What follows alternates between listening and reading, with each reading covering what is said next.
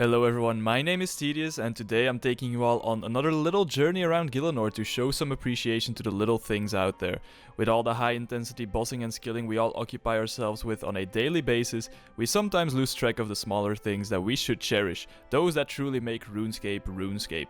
That's why I invite all of you to just for a few minutes, rest your actions, grab a refreshing drink, lean back in those gamer chairs of yours, and enjoy this top 10 I bring to you of cooking appliances in Oldschool Runescape. Number 10.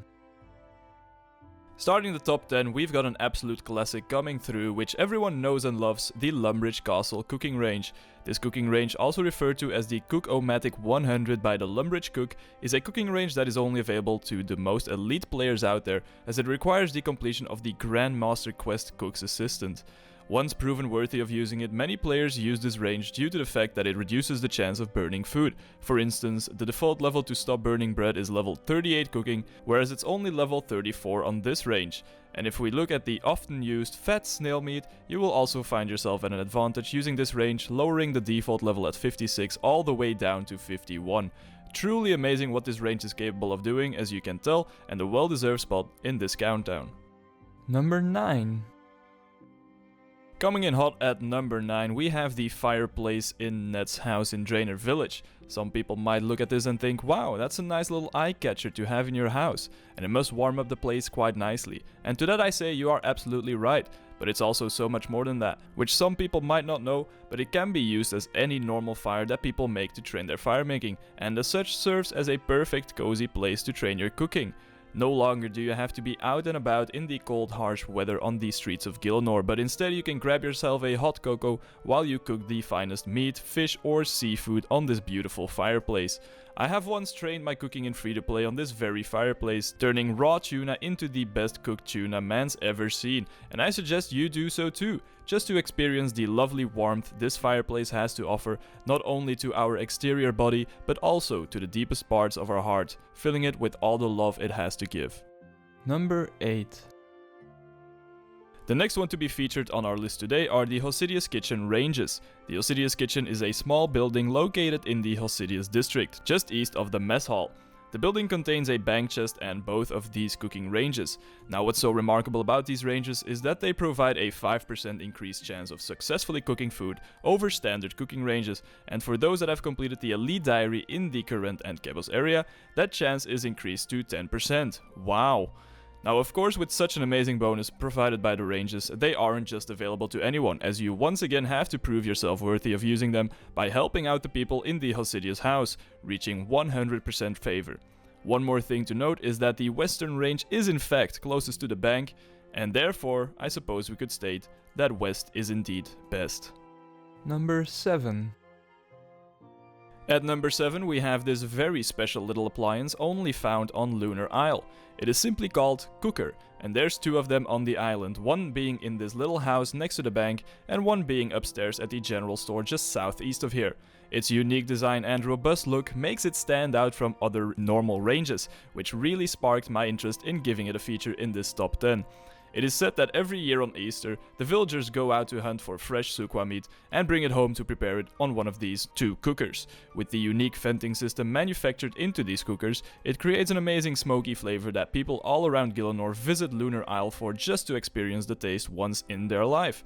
With Easter right around the corner, I highly suggest getting yourself a ticket to visit this place so you too can enjoy this once-in-a-lifetime experience of haute cuisine. Number 6.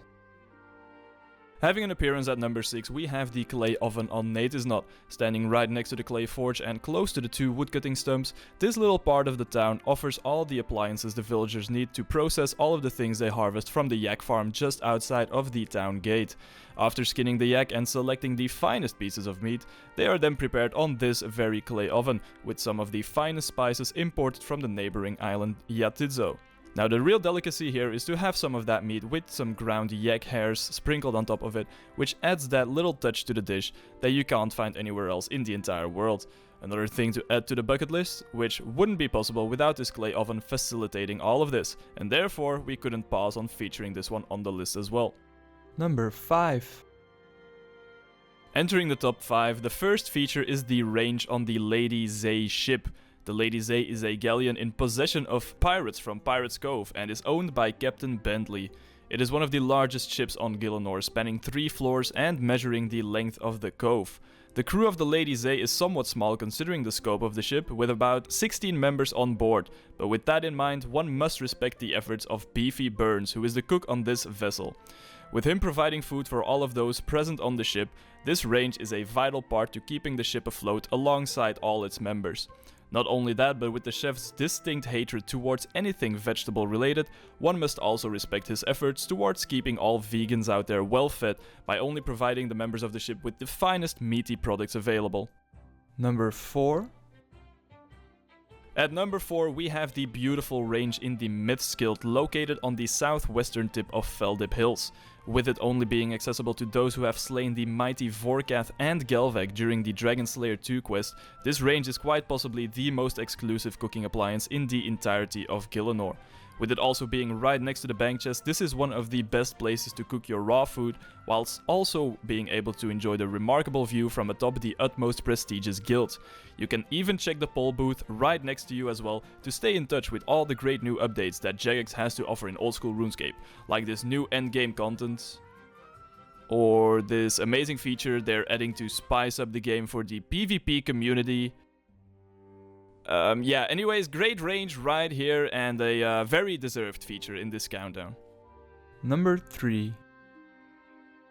Sizzling its way into the top 3, we have the sulfur vent found directly next to the bank chest in the inner area of the exclusive city of Mor Ul-Rek, which can only be reached by obtaining a fire cave, which you can achieve by defeating Tokt's Chat in the fight cave situated underneath the Karamja volcano in the outer area of Mor Ul-Rek, which you would then have to show to one of the Tarket guarding the entrance to the inner area of the city. Now once you've reached it, this is once again one of the best spots to cook food, as it can be used on the same tile you can access the bank chest from. I've spent many hours here cooking seaweed into soda ash on one of my accounts, and its remote location is quite soothing during a long cooking grind. Every now and then you can either laugh at or congratulate adventurers entering the bank after or before they attempt a run at the Inferno, which makes for a nice little distraction from the monotonous cooking activity. Definitely a place to recommend, so if you have some things to cook, visit Mor Ul-Rek and let me know how you find the Obsidian City. Number 2. We're almost at the end of this countdown, and one appliance we for sure could not pass on is the clay oven in the southern part of Nardah. This quite possibly could be the most unique cooking appliance in the world, and for a long time was actually quite popular to use, as there weren't many options out there to cook food close to a bank. With its ancient look, some believe it to be one of the few remaining artifacts from a time long before players and NPCs populated the world of Gielinor. Now I know what you're thinking, that an oven can't possibly exist without human interference. And to that I say, but what if it can?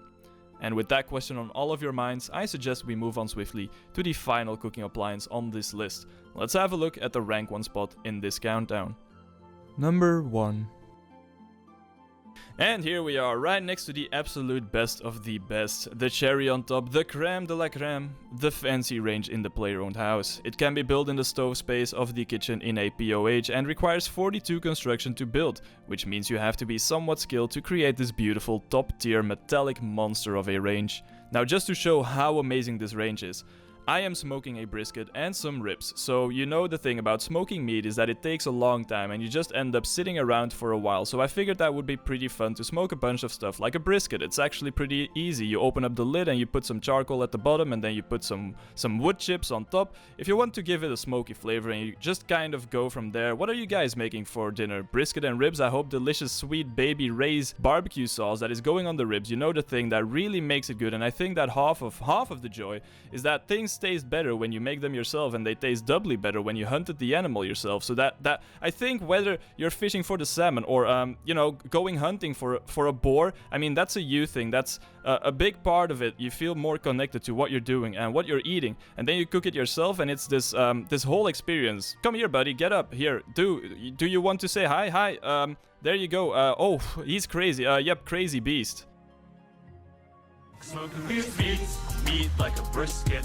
I'm making meats now. Someone asked me, do I smoke meat? That's gonna be delicious. Yeah, if I smoke meat, that's what I'm talking about. Now, yeah. Give me the sock, give me the sock. C-U-C-C sock. Say my name, baby. Give me the sock, give me the sock. C-U-C-C sock. smoking meat.